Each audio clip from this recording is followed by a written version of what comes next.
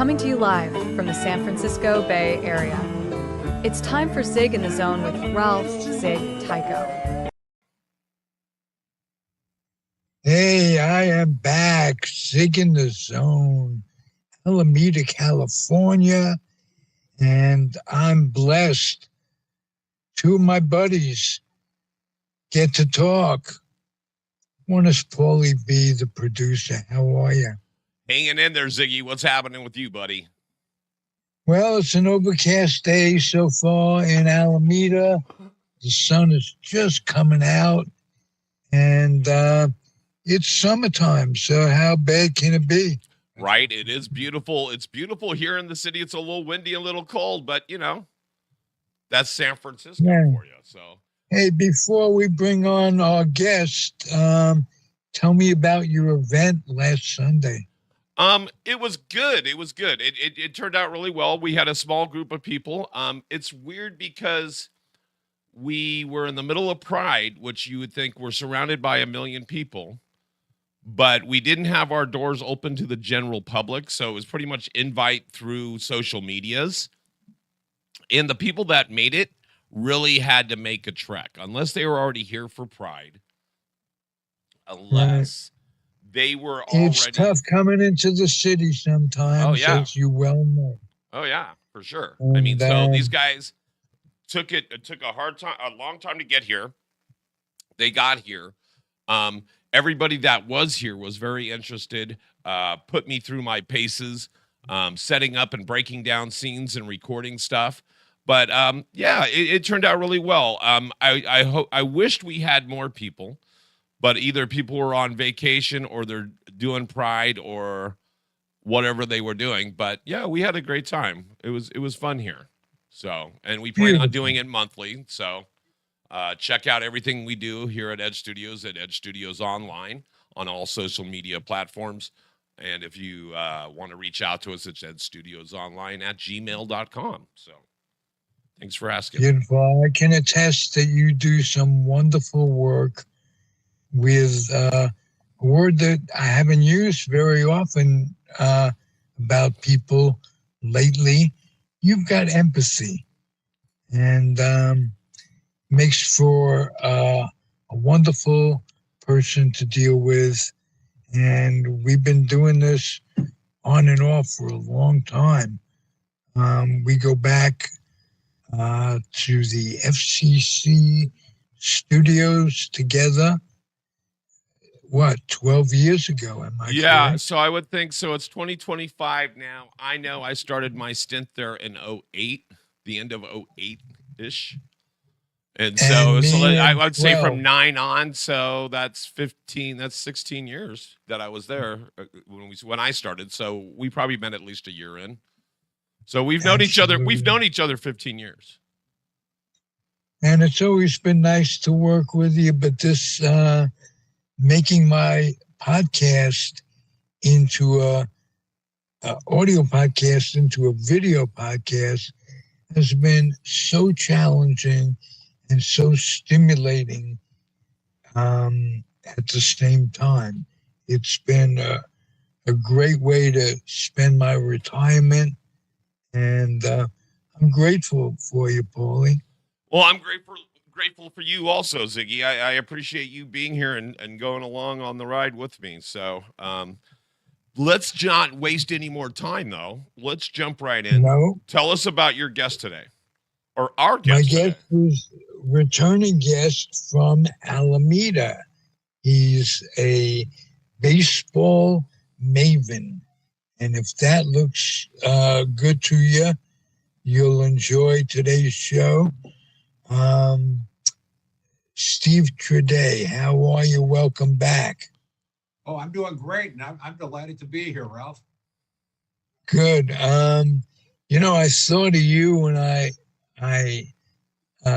this topic went through my head because, as you know, I'm a golden age of baseball maven, and memories of those days consume my life. So but I thought of something that is incredible. and we talked about this a little off air, the great players when Jackie integrated, and Mr. Ricky integrated, the great players came in droves, and there was Jackie and Larry Doby and Campy and Banks and Henry Aaron, and it was wonderful, but there were very few and far between because prejudice still existed, and there were very few and far between utility guys that played in the majors, got to play in the majors. And I thought of one of my boyhood, not a hero, but he's someone that interested me quite a bit. His name was George Crowe, and he started out with the Milwaukee, it might have even been Boston Braves, and then went to Cincinnati, if I recall correctly. And he was so, anytime you saw anything in the sporting news about the Black community, they all looked at George Crowe, who was not a young person when he got the chance to be in the majors, but was not only a good hitter, he was a pinch hitter deluxe, but a maven and a father figure to the young blacks who came into being. And there were many of, not many, but others that helped lead the way to make the Black culture feel good about themselves. Remember, in 1964, Kurt Flood, or Bill White, who was the future National League president, was not able to train, not able to eat at the same hotels or even stay at the same hotels in spring training. This is in the early 60s. My God. Now, let me tell you how that affected baseball. When St. Petersburg was looking for the Giants, and the Giants, I see your cap, Steve, the Giants were about ready to move. Bill White, because of the conditions in St. Petersburg in the 60s, and he was then now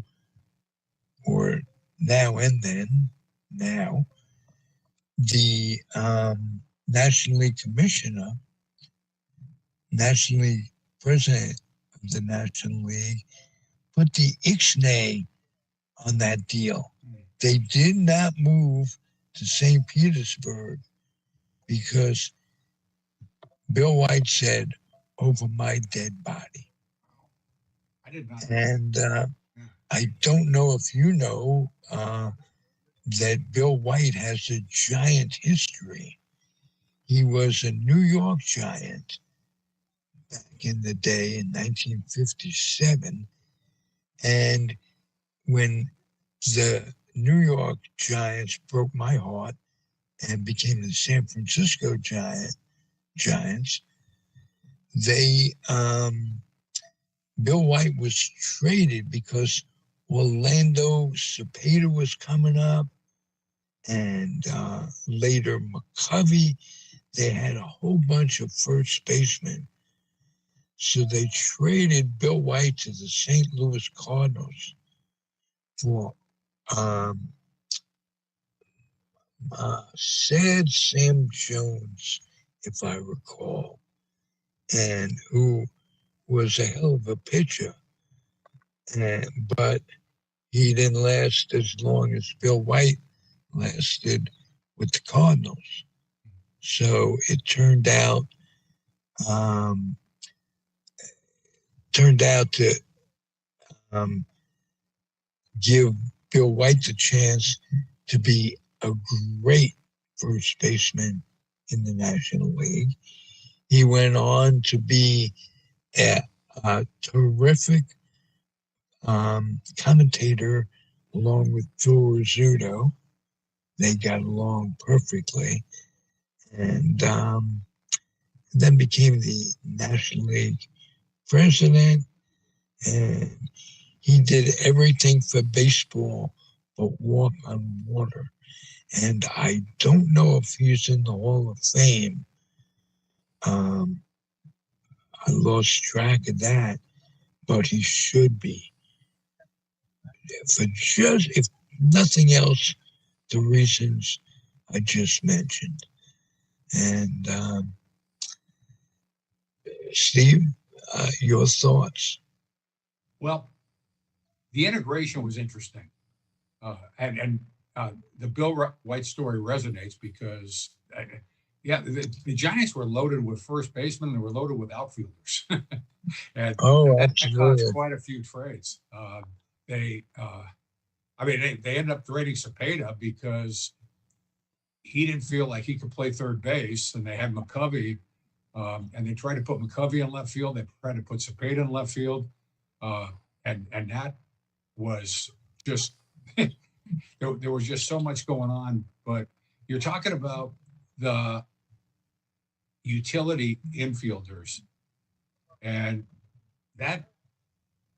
that's interesting because, and this is just my opinion on reading things and looking at history.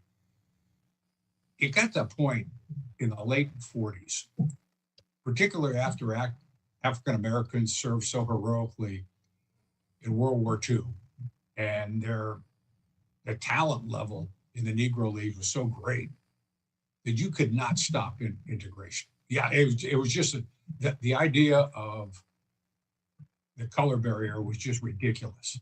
And then you look at what happened, and the National League integrated faster than the American League. I don't have the numbers in front of me, but the overwhelming majority of the most valuable players and the rookies of the year from 1947 to about 1958, 59 were African American. Don Newcomb won the first Cy Young Award, I think, in 1956.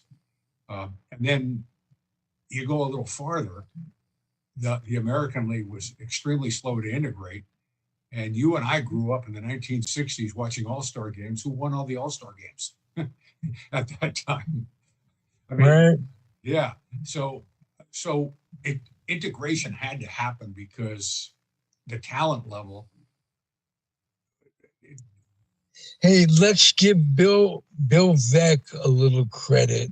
Well, he too with Larry Doby, right?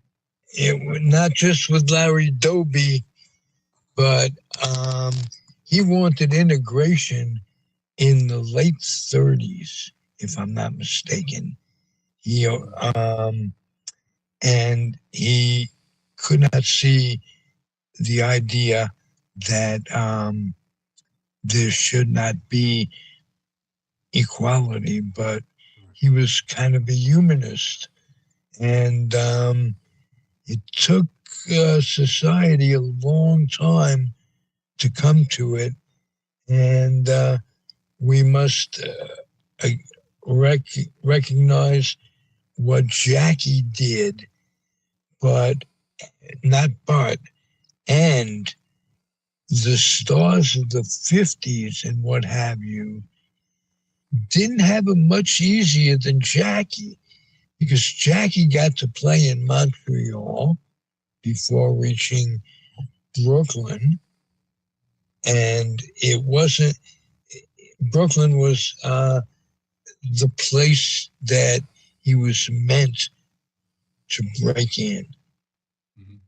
Right. But just as there was Philadelphia and St. Louis to make his life semi-miserable, there was in the minor leagues where the blacks came up in the 50s, it was basically the old South and what have you.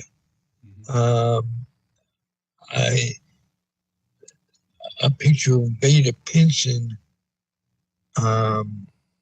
in the miners with the water fountain and a sign on them on there, no colors, or no colors. He's drinking from that water fountain. Just imagine what guys like Pinson and Robinson and Kurt Flood and Lou Brock and Ernie Banks had to put up with, and how that shaped their personalities. If you saw bitterness, and remember, they came up before the unions that they had to fight for, and their competition included people like Enos Slaughter and Joe Garagiola, who would spike Jackie on purpose. And that gives you an idea of what they went through. Right. So the utility players that we started to talk about, it wasn't easy not to be a star on the bench. There were very few Latins and blacks were picked as utility infielder, as utility players. So George Crowe was one of the most successful ones I can think about. And again, Steve, I'm hogging it. Any thoughts? Yeah, it's interesting. And you talked about the minor leagues. There's a great book that I read called Carrying Jackie's Torch. And it's by a former Newsday writer named Steve Jacobson. But he talks about the players that came after Jackie, exactly what you said, where they were real careful with Jackie, sending him to Montreal. Brooklyn was a perfect place. But he interviewed a bunch of ball players who went through the Jim Crow South. Like one of them was Willie McCovey, but he talks about the quotas. And there was a real progressive manager on a Georgia minor league team that Willie McCovey played for. He got his car vandalized one time because in a particular game, out of the 9 ball players on the field, he had too many African Americans. So somebody vandalized his car, and there was that. There were like these quotas. And then, people talk about quotas in 2025. There's always been quotas. It's just who was being quoted, who was a victim of the quota, or who benefited from the quota. Right. In not only baseball, but in everything. There's right. Yeah, you always have the people that get jobs because of their parents or what have you. Wow. Have we come along? And let me bring Paulie into this a little bit. Have we progressed much? Remember, we're talking about the 40s and 50s. Paulie, as a society? Well, sure, we've progressed. I would hope so. It's evolution, right? It's only natural, and I guess I should get the camera on me. I was doing. Have we progressed quickly enough, given that people did not vote for the president last time? Okay, so in this country, she was a she, and she was a black person. So face it. if we're looking at it right on face value, no. I guess America wasn't ready not only for just a woman president, but a black woman president. Am I being honest? I'm trying to be honest. But no, I mean, if I we don't know how they did quite fine with Obama. right, And they so we need to spoon feed the American public. They can only take so much. They're like a baby in a high chair. If you give them a big, huge spoonful, even if you do the little "here comes the airplane" shit into their mouth, they'll spit out half of it all over their chin and all over their parent, right? So you spoon feed us. We're an easy folk. We're a simple folk here in America. We have to take our culture with a spoonful of sugar, or in this case, fentanyl. But what I'm saying is slow stuff. So we had the black man in office, but a black woman. Okay, one more. So this is what happens. It seems like a trend in this country. And stop me because you guys have been around the block as many times as I have, and maybe even once or twice more. So with that said, don't we always seem to do the same thing in this country? What I mean by it is, depending on where we are in the pendulum swing, if we're all the way to the right or if we're all the way to the left. So what it ends up doing is that right now we're all the way to the right. We're almost to start giving Nazi salutes and everything else in the streets. We're also to start calling our president Mein Führer. So we're getting that close. So if the pendulum is so far to the right, next time it's going to swing all the way to the left. We need to be somewhere in the middle, folks. We need to be somewhere in the middle that actually represents our country. When we elect an official to the highest office in our country, at least half of us are always pissed off and not motivated.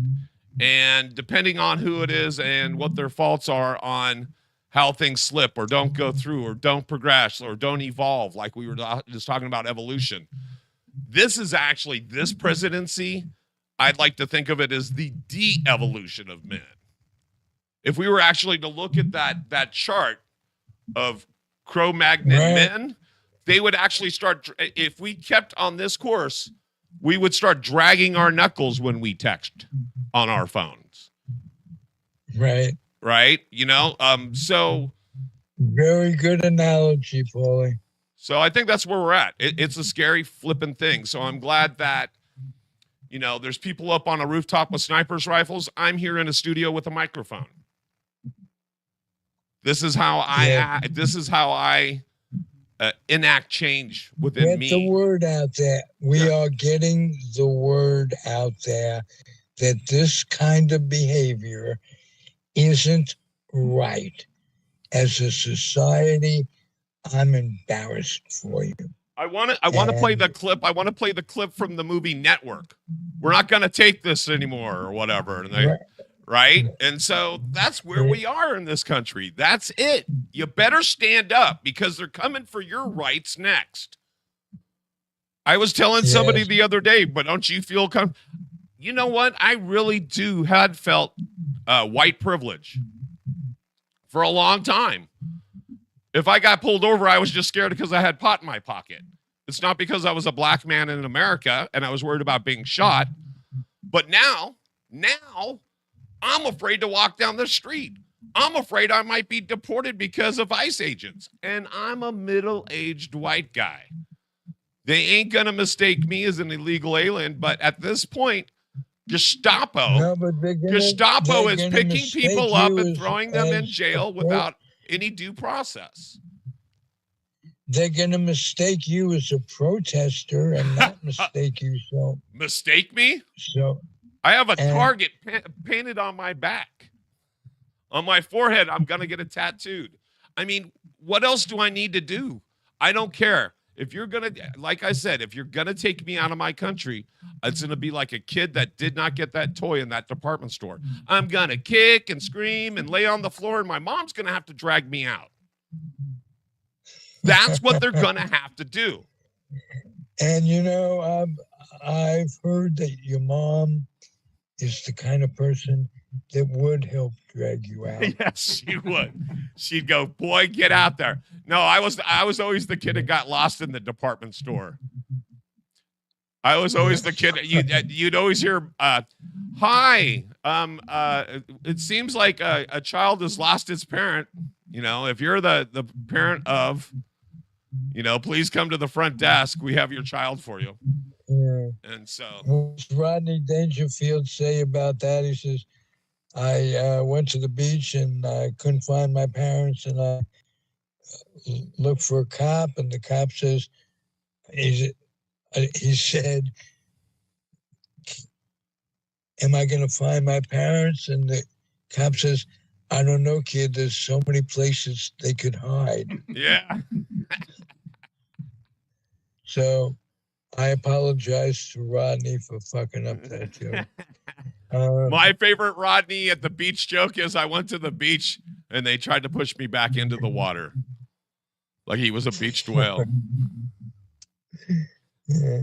So let's get back. Steve, So, okay. So then the same question stands to Steve.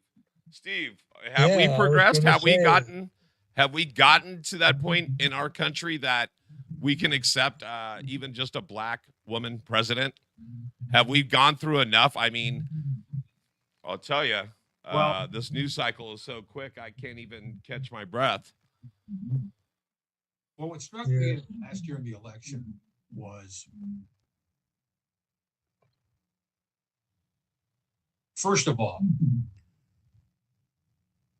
like for a minute, right after Biden left the race, or when they talked about him leaving the race, there was conversation right away, but it ended quickly.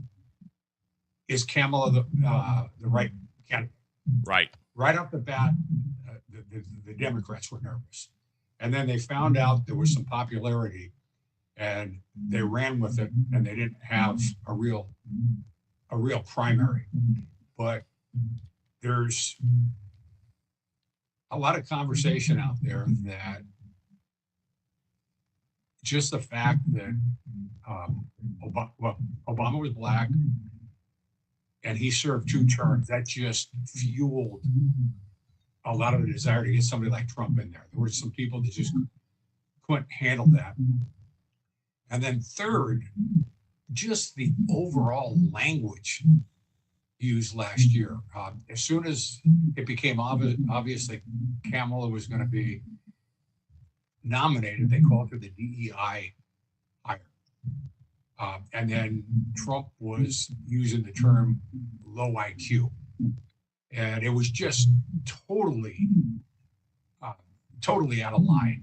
And both of those had racial connotations as much as when they were going after Obama's birth certificate. It was the same. It was the same type of thing. And then they talk about DEI and hiring unqualified people.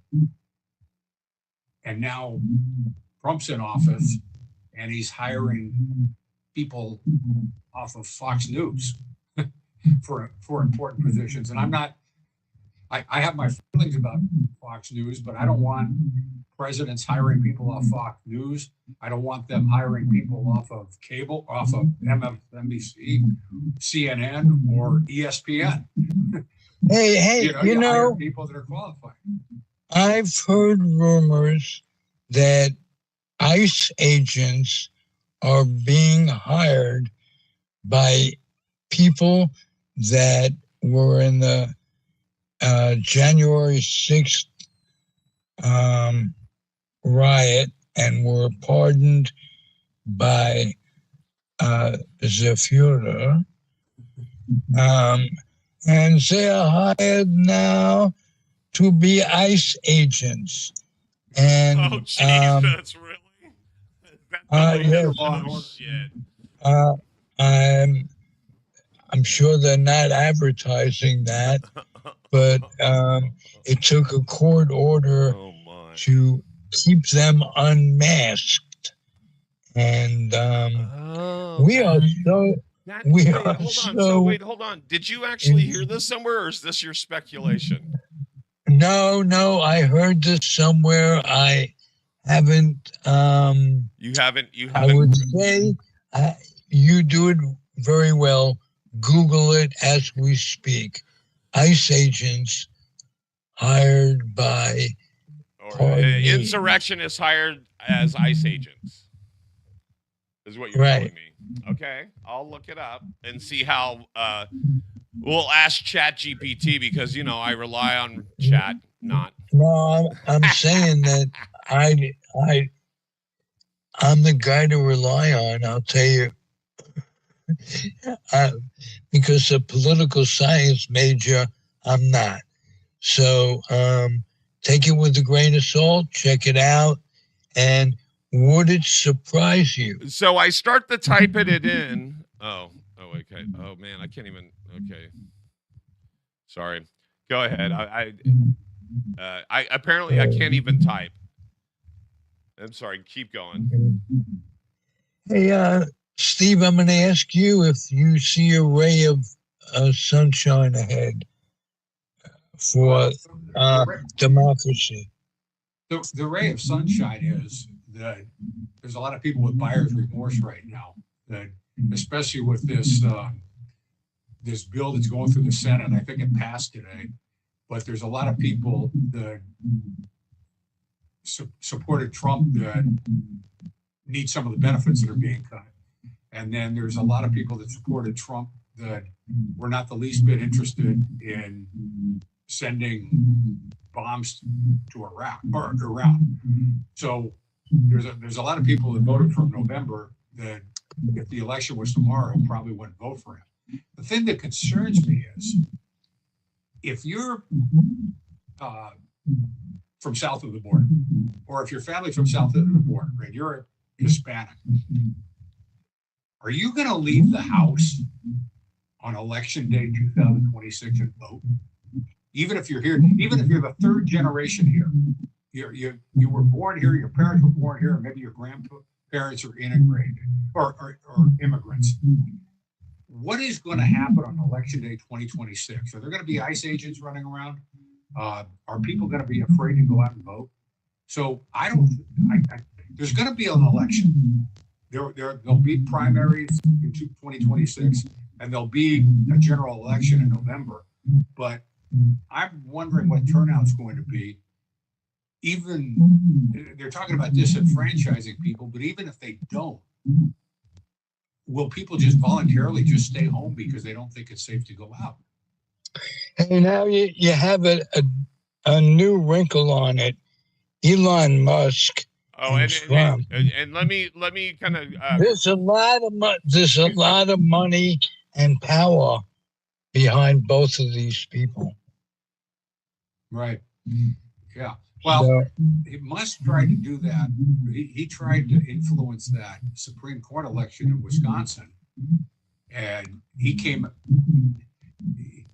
out on the lost side.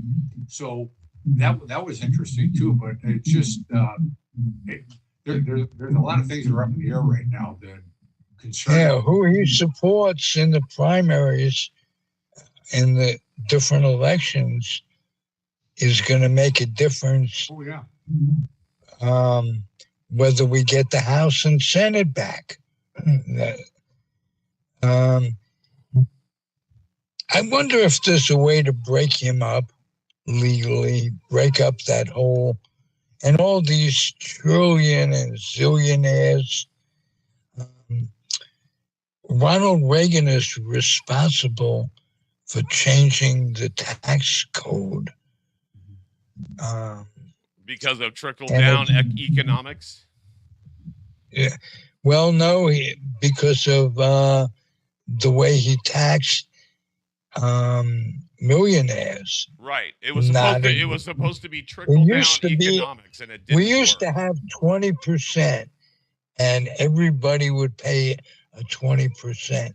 When I first started out of the insurance, out of the service in the insurance business, that was the idea. And that made perfect sense. because, you know, Bezos doesn't need $5 million weddings and yachts and billions of dollars, while there are human beings in this country that don't have enough to eat and or books to read. Let's take a break and talk about that. Well, I want to go backwards a little bit because you wanted me to fact check, and so I want to catch you up on that before I lose my train of thought. So the reason that they were saying that there was insurrectionists or January 5th protesters or what do we want to call them? Insurrectionists have been ICE agents is that there's been numerous reports because people have been grabbed off the streets, like I was just saying earlier, with no due process, people not identifying themselves. Like you said, they have masks on. So there's been people that have been taking videos with their phones of different arrests happening, like, oh, they took my husband, they took my child, they took my coworker. People are grabbing their phones and taking videos. And some of the people in these videos that are supposed to be ICE agents are not wearing the right gear to, like, they're wearing their guns wrong, or they're wearing their vest the wrong way, or they have the wrong tack vest for the wrong situation. And so a whole bunch of different people that are consultants for like the LAPD and different people that have been talking to news outlets like CNN and Fox News have been noticing these things that are not consistent with actual ICE agents. So then at one point, Kristi Noem, which is the head of, which is what now? What is she? She's the one that shot her dog that was also a Fox News rep, but she's the head of defense? No, the head of... Homeland Security. I'm sorry? Homeland Security. Thank you, Homeland Security. I knew it was something she wasn't qualified for. She actually told Congress that they were using January 6 people as ICE personnel, I guess. And somebody else noticed that, like, one of the guys had a swastika on his forearm. And they're like, that's not cool. And somebody else had, like, a MAGA something on. It wasn't a MAGA hat, but it was something else to go, oh, you're an ICE agent and you're wearing something that's political? That ain't cool. And so that's happening. That's why we are hearing stuff like that. Is it true? We don't know. But it looks like she agreed to it, or she did admit. Kristi Noem told Congress that they were using January 6th. Steve, you're starting to see that we just kibitz good sense. And and Steve, turn your camera for me, and then by the way, Zig, you're now showing me your feet, and that's for the later show. That's for the later show. Something's wrong. We may have that's really wrong. Yeah, now that's Steve's gone totally, and there's your feet again. That's great, cool. Let me see if I can take both of you off until we figure this out. What I'm going to do is I'm going to do this. I'm going to promote your show for a minute, and I'm going to call you right back. All right, so guys, this is what we do. Here is the stuff for Ziggy. Please reach out. Follow him on all social media. Download and subscribe where podcasts can be seen and heard. And then, that's where you would see it. And we're hoping there's somebody's there. There's one person not on a camera yet. But maybe I'll hang up and try it again. But anyway, that's where you get Zig. All those, follow him. Follow, like, subscribe, download each and every podcast. And Steve will... Oh, I know one other thing that he wanted me to show you, but I'm going to do this anyway. I'm still going to try to get him up here because I'd rather get them back in the show. And with that said, hopefully we got these guys back. I have them on audio at least. You guys are there? I think I have you guys back, at least audio-wise. All right. Hey, Hey, there's Zig. I can hear Zig. well, put a picture up of me. Yeah, right now I'm because promoting your stuff. Also, we'll do the Zig Says while we have you. Zig Says, please give to your Head Start program. Give books. Right. If you got books, get books, round them up, bring them to your local Head Start program in your town. The government's cutting all these programming, so you can reach out to their Gov website listed there. But your best bet is to literally bring some books that from your home, which you're just or something anyway, and bring it to your local Head Start program. So Steve is back. Zig is back audio wise. I will make that happen. But good to have you back, Steve. I'll put you up. I think I'll put you up. There you go. Now we got you. So yeah, no, there's a lot of stuff going on. And even this, it's just like, we all have to stand up in some way, and do our part. And I mean, not everybody's got a podcast. Not everybody's writing books or articles and has the ear of the public, but even in your own little ways, I mean, just not going silently into the night. I think that's kind of our duty as an American, is to speak up for what we believe in. If you believe in this shit that's going on, sure, go ahead. But man, I think a lot of people have buyer's remorse right now. And I don't mean just the Tesla buyers either. I've seen so many Teslas with stickers that say, "Hey, I bought this before I knew Elon was a jerk," and stuff like that. And the other day, I was literally at a supermarket, and in the first couple parking spots right in front of the door, it's always handicap, right? They had one of those cyber trucks with a fucking handicap placard hanging from the window. And I thought to myself, when has being an asshole in this country become a disability? But, again, that's me, and that's just how I think. But yeah, no, I think we have to do our things in each and every way. And it might be just in our own little world, our own little fishbowl, not necessarily what we're doing here. But where are we going next, Ziggy? Did he leave us? He left us. I know I got Steve. Well, it's just you and me, Paul. Yeah, it's just me and you. So where do we go next, Steve? What do you think? Well, it just, Ralph had mentioned the January 6th insurrections. I had heard there were Proud Boys and Oath Keepers that were working for ICE, and they talk about they're just hiring these guys and they're getting their uniforms on Amazon.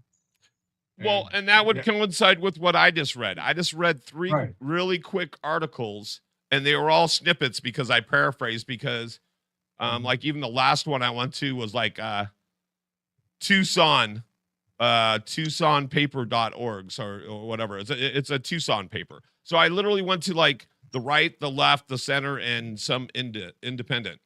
And so I wanted to make sure I kind of got what the real gist was. But yeah, I mean, that would make sense. It looks like they're buying their stuff from Amazon. They're not even putting it on. If they're not even aware that if they have a swastika tattoo, maybe they should be covering that up, not just so that it doesn't identify them, but also it doesn't show you as being a racist, and you're taking people off the street. I mean, if you're gonna be impersonating someone, you should probably, it's like impersonating a police officer with a cap gun or a gun that has an orange tip on it. How far are you taking this, guys? But I'm not trying to get them to smarten up their game. I don't want them to get better at what they're doing. I don't want them to actually look the part. They have a guidebook. It's called Mein Kampf. Yeah, it's the playbook for the Proud Boys. Yes, we know. And try not to mention not to sounds mention. like I'm kidding, but I mean it. Oh, I know. Um, But every time you mention Hitler, my dog freaks out about his dog. So you got to watch out talking about, because we know what Hitler did to his dog. And I'm sorry, let me cover my dog's ears. But anyway, no, I don't know what Hitler did to his he dog, had to, and he had to but test I his know cyanide. what he did. I know what he did to my grandmother. Right, but what I'm saying is he was him and Ava Braun were gonna take cyanide, and they wanted to make sure it was gonna kill him, so they tested it on his dog first. I didn't. Yeah, I didn't know that. yeah, and I better look that up, because now I feel like I'm telling stories out of school. I watch too much of the. I watch too much TV. I watch too much of the Hitler channel. I mean, History Channel. Because every time I turn on the History Channel, it's Hitler. How are we coming for time? Because we may have exceeded our limit. Paulie? Yeah, well, no, we're going good. We're good. We got a couple more minutes. We're fine. All right. All right, but Steve, tell me a story just off the top of your head that will cheer me up. How about that? A story that'll cheer you up. That'll cheer me up. Tell me a baseball experience, a fan experience. What's it been like being an avid sports fan for all these years? Oh, I was spoiled. I grew up, I was born in 1957. I grew up in the 1960s, and my first baseball memory is seeing Willie Mays. And I don't remember. I didn't live when baseball was segregated. I don't know what it would have been like if the Giants were an all-white team in 1965, and you wouldn't have had Mays, you wouldn't have had McCovey, you wouldn't have had Cepeda, you wouldn't have had Marichal, and Jim Ray Hart. And Jim Ray Hart. And then, I mean, the list, Jose Pagan, Tito Fuentes, the Alou brothers. And it just, I was spoiled. That's what I grew up with. That's all I knew. And then when I was 10 years old, the A's came to town. And my roots are with the Giants because that was my first baseball memory. But the A's come to town. And now I'm in high school, and they're winning the World Series 3 years in a row. And the Coliseum is close enough to where I can almost walk. So I've got the A's winning the World Series. Before that, I've got growing up watching Mays, and McCovey played through the 70s. Yeah. And it's just the greatest way in the world to live. And then my son comes along when I'm 30 years old, and he's going to the Coliseum exactly like I did when he was in high school, and he's watching Hudson, Mulder, and Zito. And my kid watched. Zito would sign for the fans before the game. He'd take an hour and get every player signed. Mm-hmm. Barry Zito, hats off to you, because you could tell a personality of someone, how they get along with kids. Oh, and do they care about kids? And the autograph isn't the important thing. It's the personal interaction that the kid will build memories on and carry his fandom on to his children. Right. That was Willie Mays in a nutshell. Yeah, absolutely. He every time he moved in to a neighborhood, he'd have the kids over for ice cream.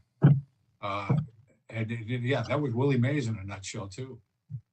Well, when I was growing up, he was one of my first memories in 51 when they called him up as a kid. He was playing stickball in the street with the kids at that time. And if you Google that, you'll see great pictures of him, because he lived right where the Polo Grounds were, a block or so away. And he had a wonderful spirit, which was broken when he lost Leo DeRocher as his manager. And he was spoiled rotten and kind of bitter when he was replaced by Bill Rigney, and also embittered by the fact that when the Giants moved out to San Francisco, he was turned down for a house in a nice neighborhood. He couldn't buy a house because of what they call redlining, and the color of his skin. And this was in 1958. So not that long ago. And Paulie, I'll ask you the same question about that. Are we moving quick enough? And that's rhetorical. Well, I'm glad that you pointed that out as you ask a rhetorical question. So I'm glad that I don't have to answer that. Are we moving quick enough? You mean, did we just get ran over? No, it was too slow. We were way behind. Yeah, with everything. And I've always said, if one isn't a progressive, they're a regressive.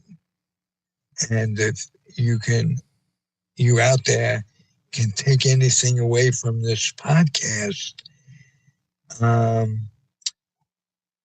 we move to make things different. The status quo isn't where we're at on any level. No, I'm so progressive, they nickname me Flo. Like the girl progressive. Good, I'm glad you got that one. Good. Yes. I'm sorry. But yeah, you have to, because again, we're talking about this news cycle that I used to be able, as a writer and stand-up comedian, be able to ingest maybe 10 minutes of news in the beginning of my day, 10 minutes of news at the end of my day, especially if it was somewhere from like CNN or something, because they always repeat the news 24 hours a day. So if you listen to it 10 minutes in the beginning, 10 minutes at the end, you kind of get of what's happening in the day. No. Now, you have to have that news up, and you have to have every news source up on a wall with like 60 TVs, and you have to have every different aspect in view, and you have to be watching it the whole time. But I don't feel like having a heart attack, raising my blood pressure, not being able to leave my house because I'm so afraid. So what I do is I still only ingest my 10 minutes of news every day, but I ingest it in a different way. Now I just take a recap of news. I listen to the audio of it. I listen to it from two different sources at least, so I can hear the right and the left, and somewhere in the middle is me. And I stay informed. You said our guests have opinions without being opinionated. Fuck it. I'm being opinionated.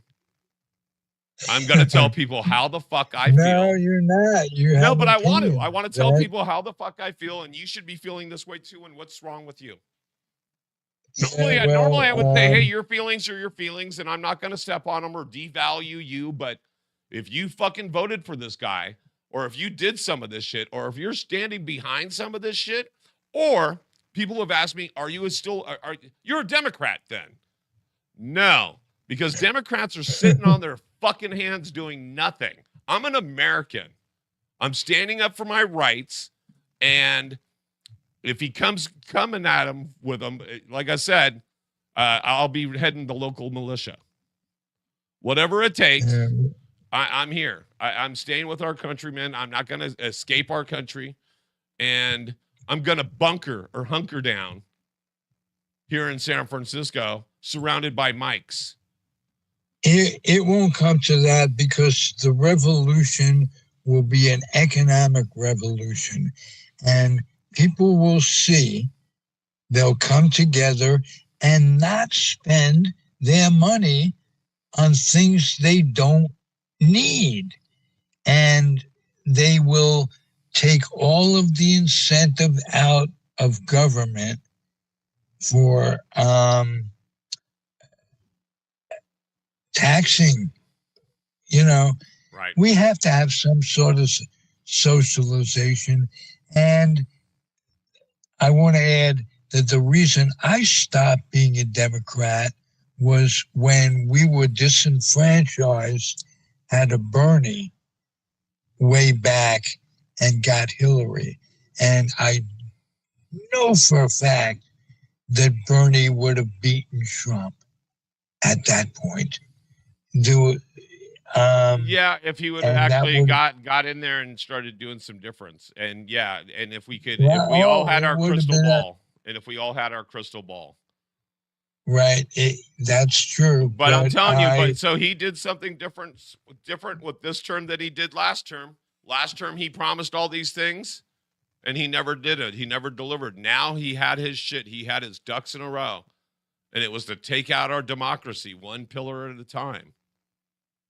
And right. he fucking auto-penned so many. Well, he didn't auto-pen it, but he literally rubber stamped. It was a conveyor belt of executive orders. They were literally coming through. What's this one? Bam. What's this one? Bam. Gone. And so, yeah, no, I think even if we get the right person in office, it's going to take 3 different terms just to undo the bullshit he's done in the last 6 months. So good luck, America. Buckle up. It's going to be a bumpy flight. I'm telling you now. And then we have the factor of his oncoming dementia.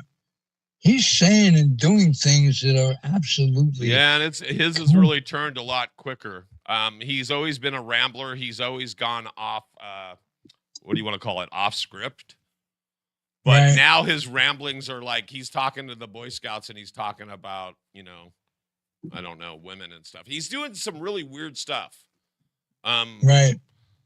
He always used to talk about, like, he would be somewhere and he would talk about inappropriate things. Like, he was always talking about the crowd size of his inauguration and all these things in the first presidency. But I think that was just to keep his ego inflated. Now the things that he's saying that are, coming out of his other end they're more than just falsehoods. He's just rambling. He's like an old man. He's like, Grandpa, come on, let's go. It's time to go. And the scary thing is the world leaders have no respect for him whatsoever. No, they haven't had that even in the first term. He lost that. He lost that 10 years ago, 12 years ago, or whatever. Since 16, 10 years ago. So I don't think he's ever had that. But all right. So I'm glad that we didn't talk politics today.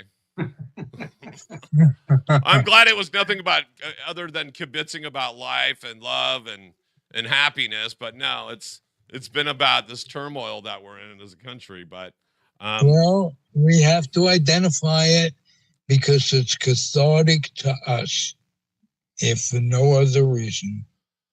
Well, and we think we're helping. Well, I think we are.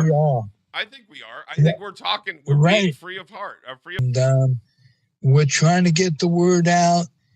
Please subscribe to us on the Comfortably Zoned channel on YouTube. And have a great day. If we're headed out, Steve, why don't you take us there? All right. Well, I'm glad June's over because the Giants were doing really well in April and May, and June's been a little bit rough. They lost last night in Arizona after getting swept by who they get swept by. They got swept by the White Sox. So now a new month is starting. Let's get the Giants back in the race, and then in 2 weeks we've got the Major League All-Star game. I think it's well, we just got a potential superstar from Boston. Yeah, Devers, and he's not hitting. But Soto wasn't hitting for a while for the Mets, and now he is, and they're losing. Yeah. So go figure. Go figure. I'm just glad we have the greatest game in the world. It isn't perfect. It never was. And it's nice to relive our memories together. Steve, welcome to Comfortably Zoned. You are now a family member, and we enjoy having you. And remember, Fantastic. Steve, our family, we put the fun in dysfunction. That's my motto. I love it. That's great. I love that.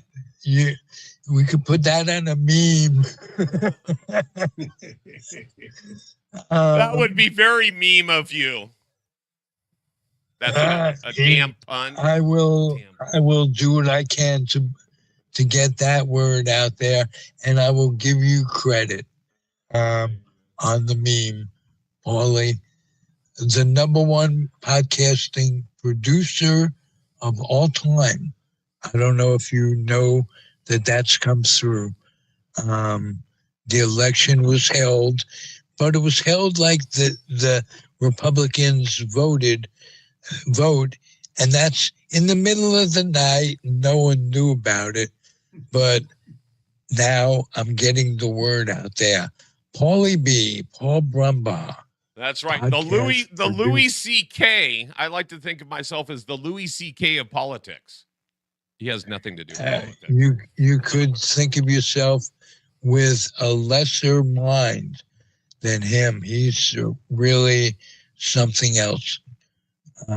Steve, again, thank you for joining us. You're going to come back, right? You're part of our family now. Oh, I'll come back anytime. Thanks for inviting me. Absolutely. And give us a shout out. Where can we catch anything you're doing, sir? I've got a new podcast now on self-limiting beliefs.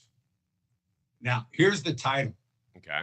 Stephen must learn to stay within the lines. Oh. And what that means is I was one of those kids that struggled in school. Mm-hmm. And I found this little piece of artwork I did in first grade that was kind of all over the place. And the note went home to my mom. Stephen must learn to stay within the lines.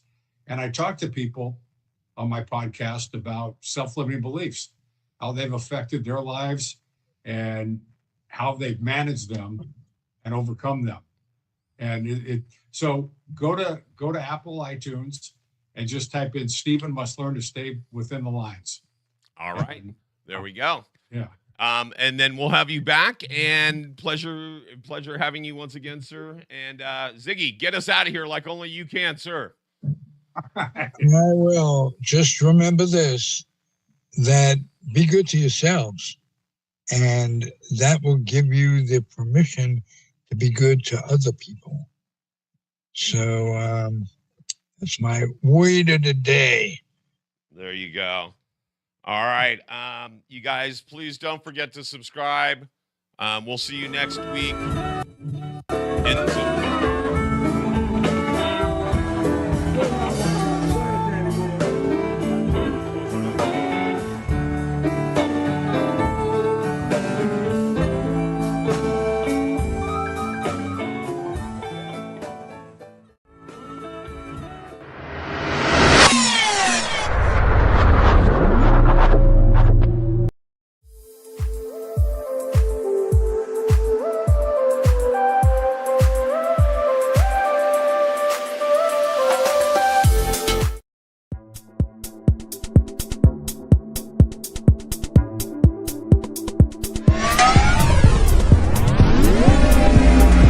Monday 1 to 3 p.m.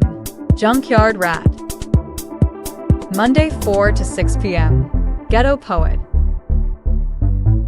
Tuesdays 11 to 1 p.m. Zig in the Zone.